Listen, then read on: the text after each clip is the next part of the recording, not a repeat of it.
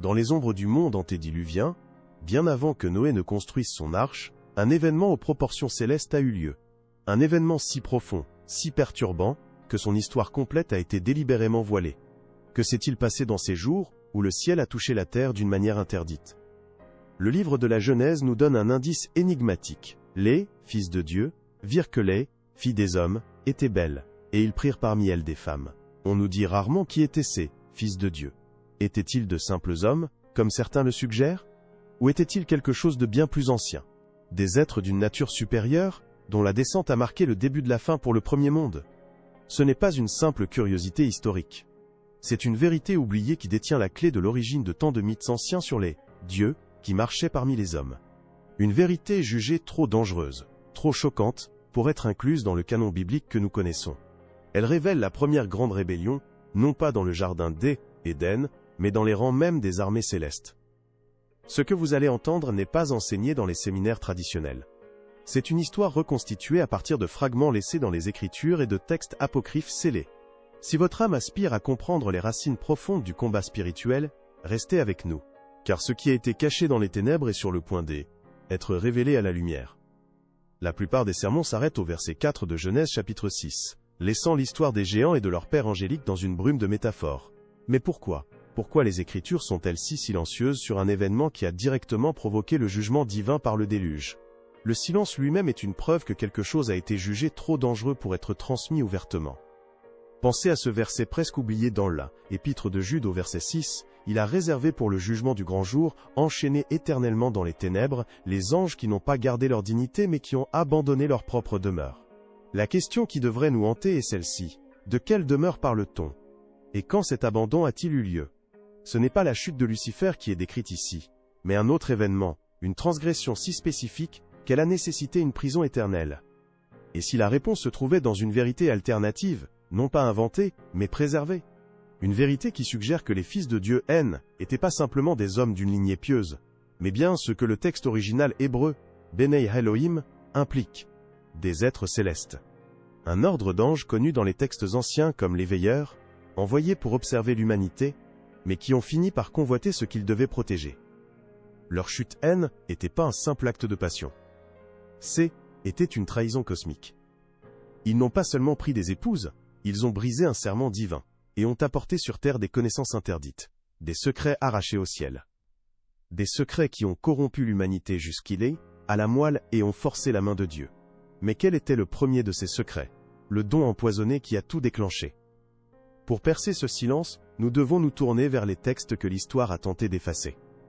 Le livre d'Enoch, un texte ancien autrefois chéri par les premiers chrétiens et même cité dans l'Épître de Jude, agit comme une clé perdue. Imaginez un manuscrit, roulé et scellé, contenant le témoignage direct de ce qui s'est passé. Ce livre ne contredit pas les Écritures.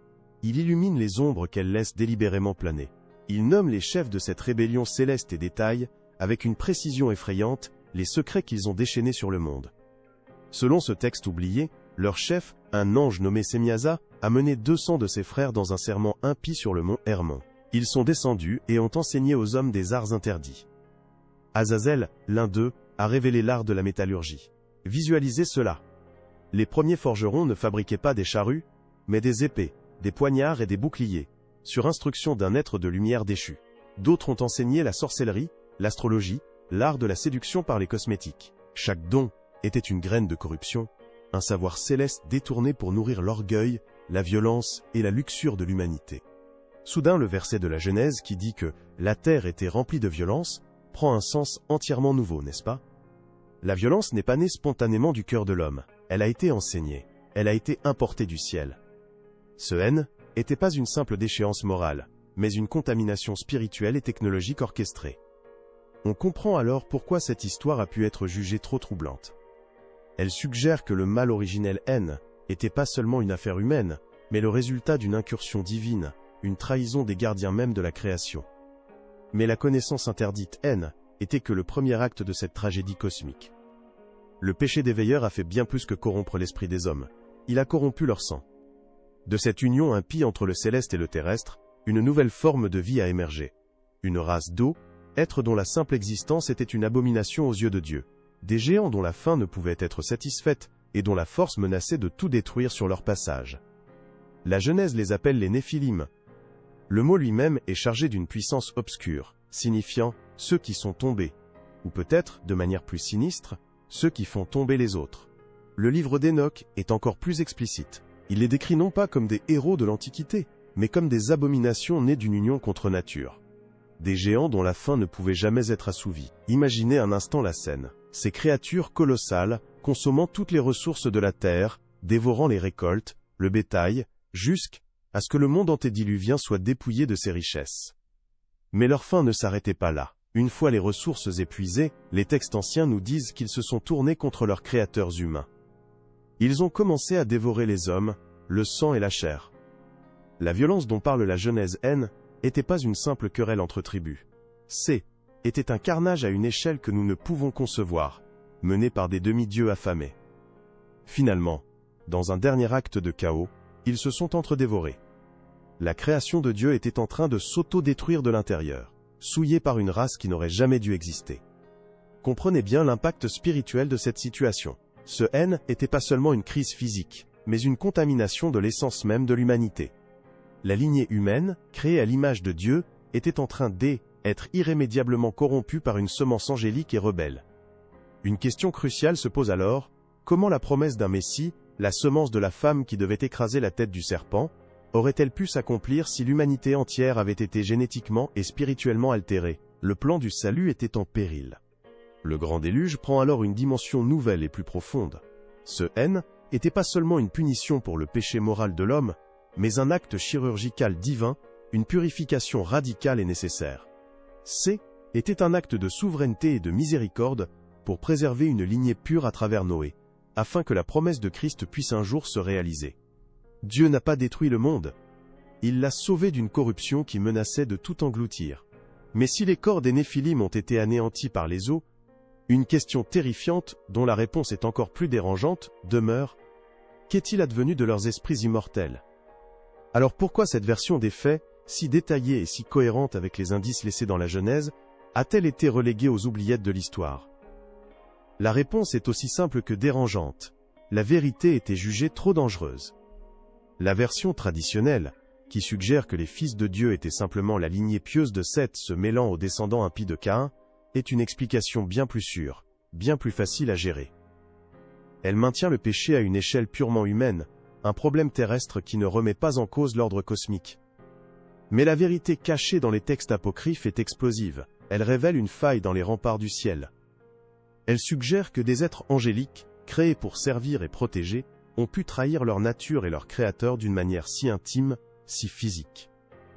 Cette idée était profondément troublante pour les premiers leaders de l'Église, qui cherchaient à établir une doctrine claire et sans ambiguïté.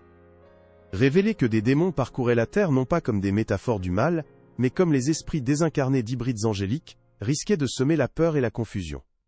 C'est ainsi que, lors des grands conciles où le canon de la Bible a été débattu et scellé, des décisions ont été prises. Des livres comme celui d'Enoch, pourtant cités par les apôtres Jude et Pierre, ont été progressivement écartés. Ils n'ont pas été déclarés faux, mais plutôt apocryphes, un mot dont le sens premier est « caché ». On a choisi de cacher cette vérité, peut-être dans l'intention de protéger les fidèles d'une réalité spirituelle jugée trop complexe et trop effrayante. On a préféré le silence à une révélation qui aurait pu briser les fondations d'une foi encore fragile. En choisissant de simplifier l'histoire, en effaçant les noms de Semyaza et Azazel, en transformant les Néphilim en une simple note de bas de page historique, les anciens gardiens de la doctrine ont créé un vide. Un vide dans notre compréhension de l'origine du mal organisé sur Terre. Ils pensaient peut-être avoir éteint un feu dangereux, mais en réalité, ils n'ont fait que cacher les braises. Car en dissimulant la véritable identité de l'ennemi, ils nous ont laissés ignorants de sa véritable nature et de ses stratégies. Mais si les livres ont été scellés, les esprits, eux, n'ont jamais été emprisonnés. Que sont-ils devenus? Et où sont-ils maintenant? Les corps des Néphilim ont été détruits, mais leurs esprits, nés d'une union entre l'immortel et le mortel, ne pouvaient ni monter au ciel, ni descendre dans le Shéol. Ils étaient piégés. Le livre d'Enoch nous donne une réponse glaçante. Ces esprits désincarnés sont devenus les esprits malins qui errent sur la terre. Les démons. Pensez-y un instant. Les entités que Jésus a confrontées et chassées dans les évangiles ne sont pas les anges déchus originels. Ceux-là sont enchaînés dans les ténèbres. Ce sont les descendants fantomatiques et affamés des veilleurs, les esprits des géants noyés, cherchant sans cesse un corps à habiter pour revivre la physicalité qui leur a été arrachée. Et il y a quelque chose que presque personne n'ose dire, la mission de ces esprits n'a jamais changé. Ils poursuivent l'œuvre de leur père. Tourmenter, corrompre et souiller l'humanité. Chaque acte de possession, chaque chuchotement de dépravation, est un écho de la rébellion antédiluvienne. Ce n'est pas une simple mythologie ancienne, c'est la description de l'origine de l'armée invisible contre laquelle l'apôtre Paul nous a dit de lutter. Le combat spirituel n'est pas une métaphore. C'est l'héritage direct de ce qui s'est passé lorsque les veilleurs ont brisé leur serment sur le mont Hermon. Mais si le déluge était la solution divine pour purifier la terre, une question terrifiante subsiste. Comment se fait-il que les Écritures mentionnent des géants bien après le déluge? Pensez à Goliath. Pensez aux Anakim, ces géants qui ont tant effrayé les espions israélites en Canaan, qu'ils se sont décrits comme des sauterelles. Si tous les Néphilim ont été anéantis par les eaux, d'où venait cela? Si cette exploration des vérités cachées résonne dans votre âme, nous vous invitons à vous abonner, car la réponse à cette question change tout ce que nous pensions savoir sur l'histoire d'Israël. Cette réapparition N n'était pas un accident, ce N n'était pas une simple anomalie génétique. C était la preuve que le plan de l'ennemi pour corrompre la lignée humaine, la lignée même d'où devait naître le Messie, n'avait pas été arrêté par le déluge. La guerre N n'était pas terminée. La deuxième phase venait de commencer. Mais cette révélation n'est pas encore la plus choquante. Car la manière dont cette semence a survécu révèle une stratégie des ténèbres bien plus subtile et patiente que nous ne l'aurions jamais imaginée. Face à ces révélations, il est facile de se sentir submergé, mais ce n'est pas une histoire destinée à inspirer la peur. C'est un récit destiné à inspirer le respect et la crainte de Dieu. Car au cœur de cette guerre cosmique, se trouve une vérité fondamentale sur notre propre existence. Comprendre la chute des veilleurs et la corruption des Néphilim, ce n'est pas seulement explorer un chapitre caché de l'histoire, c'est comprendre pourquoi l'humanité est si précieuse aux yeux de Dieu et si détestée par l'ennemi. Pourquoi l'humanité était-elle la cible? Pourquoi cette obsession de corrompre notre sang, notre esprit, notre destinée? La réponse est d'une simplicité redoutable, parce que nous avons été créés à l'image de Dieu. Chaque homme, chaque femme, est un miroir de la gloire du Créateur. Corrompre l'humanité, était défigurer l'image de Dieu sur terre. Était la forme de blasphème la plus intime, la plus directe. Nous n'étions pas des victimes collatérales dans une guerre céleste. Nous étions, et nous sommes toujours, l'enjeu central. Cette connaissance, loin d'ébranler la foi, la rend plus profonde, plus urgente. Elle éclaire d'une lumière nouvelle des passages de l'Écriture qui semblaient obscurs ou excessivement durs. Elle révèle la logique divine derrière des commandements qui nous paraissaient incompréhensibles. La souveraineté de Dieu n'est plus un concept abstrait, c'est un bouclier actif, une forteresse protégeant la promesse du Messie contre un ennemi d'une intelligence et d'une malice inimaginables. Chaque miracle, chaque prophétie, chaque jugement dans l'Ancien Testament devient une manœuvre sur un échiquier cosmique bien plus vaste que nous ne le pensions. Et c'est ici que nous arrivons au cœur du mystère qui a suivi le déluge, la question qui change tout. Si le déluge a purifié la terre, comment la semence des géants a-t-elle pu survivre? La réponse révèle le plan B de l'ennemi. Une stratégie si patiente, si subtile, qu'elle a échappé à la compréhension de beaucoup pendant des siècles. Car la semence du serpent n'a pas été entièrement noyée sous les eaux. Elle a trouvé un moyen de refaire surface, de s'infiltrer à nouveau dans le monde post-diluvien, préparant le terrain pour la prochaine grande bataille. Mais comment? La réponse est cachée à la vue de tous, dans l'histoire même de la famille de Noé. La réponse est cachée dans une omission, un silence assourdissant dans le récit de l'Arche. La Genèse nous dit que Noé était parfait dans ses générations, une phrase en hébreu qui suggère une pureté généalogique. Mais la Bible ne dit jamais la même chose des épouses de ses fils. Le déluge a purifié la terre, mais la semence corrompue n'a pas été transportée par les flots. Elle a été transportée dans l'arche elle-même, cachée dans l'ADN d'une des femmes qui ont survécu. C'est par la lignée de Cham, dont le fils Canaan fut maudit, que la souillure des Néphilim a refait surface dans le monde nouveau. Soudain, l'histoire d'Israël prend un sens nouveau et redoutable. Le commandement de Dieu d'anéantir complètement certaines tribus cananéennes, comme les Anakim, n'était pas un acte de cruauté arbitraire. Était la continuation de la guerre antédiluvienne. Une chirurgie divine pour exciser le cancer de la semence des géants de la terre promise, afin de préserver une terre et un peuple saint pour la venue du Messie. Chaque géant que David et ses hommes ont abattu était plus qu'un ennemi. Était un écho de la corruption originelle, un obstacle physique et spirituel au plan de Dieu. Cette guerre millénaire, depuis la chute des veilleurs jusqu'aux batailles en Canaan, n'avait qu'un seul objectif pour les forces des ténèbres: empêcher la naissance de Jésus-Christ. En corrompant la lignée humaine, l'ennemi cherchait à rendre l'incarnation impossible. Il voulait souiller la semence de la femme, promise dans le jardin d'Éden, pour qu'elle ne puisse jamais écraser sa tête. Toute l'histoire de l'Ancien Testament est le récit de la protection divine de cette lignée sacrée contre une infiltration démoniaque. Mais le plan de Dieu ne peut être déjoué. La venue de Christ n'est pas seulement la réponse au péché d'Adam. Elle est la victoire définitive sur la rébellion des veilleurs et la corruption des Néphilim. Son sang versé sur la croix ne purifie pas seulement nos âmes du péché, il rachète et sanctifie la nature humaine elle-même, restaurant l'image de Dieu que les veilleurs ont tenté de défigurer. En Christ, la lignée n'est plus une question de sang, mais de foi. La guerre ancienne est terminée. La victoire a été remportée, non par une inondation, mais par le sang de l'agneau. Et c'est pourquoi cette vérité, cachée pendant des millénaires, vous est révélée aujourd'hui. Ce n'est pas une simple leçon d'histoire ancienne. C'est une clé qui déverrouille une compréhension plus profonde de tout le plan de Dieu. Soudain, l'Ancien Testament n'est plus une collection de récits parfois déroutants, mais la chronique d'une guerre invisible, menée pour protéger la promesse la plus précieuse de l'humanité. Chaque commandement, chaque sacrifice, chaque bataille menée par Israël devient un acte de défense divine contre un ennemi déterminé à saboter le salut avant même qu'il ne puisse naître. Si ce récit résonne en vous, ce n'est pas un hasard, c'est le signe d'une fin spirituelle que les enseignements superficiels ne peuvent plus combler. Beaucoup sont satisfaits d'une foi qui reste dans les eaux peu profondes, une foi qui n'ose pas poser les questions difficiles. Mais vous avez été appelés à aller plus loin. Vous êtes de ceux qui comprennent que pour apprécier pleinement la lumière du Christ, il faut avoir le courage de regarder dans les ténèbres qu'il est venu vaincre. Cette vérité n'est pas pour les âmes fragiles, elle est pour les guerriers spirituels qui cherchent à comprendre la véritable nature du combat. N'avez-vous jamais senti qu'il manquait une pièce au puzzle de votre foi? Une explication à la violence et à la dépravation si profondément enracinée dans le monde? C'est parce que l'histoire de l'origine de l'ennemi a été mise sous silence. En transformant la guerre spirituelle en une simple métaphore psychologique, nous avons été désarmés.